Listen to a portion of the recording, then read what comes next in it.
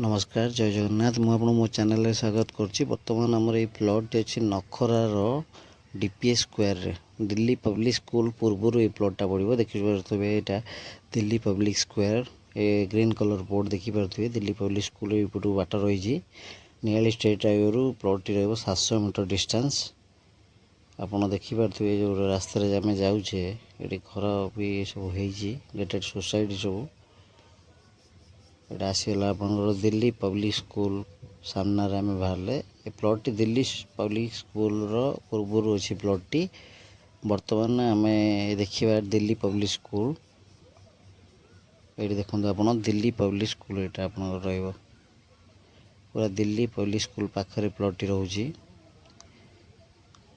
Gated society घर बारी conversion plot हेछि।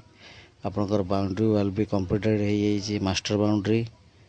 इलेक्ट्रिफिशियन भी देखि पारथिबे खुंटे भी बसी सारछि। आपनकर इमीडिएट घर भी एठी करि परिबे। रहिले आज्ञा जय जगन्नाथ जे माने इंटरेस्टेड अछंती कॉल करि परिबे।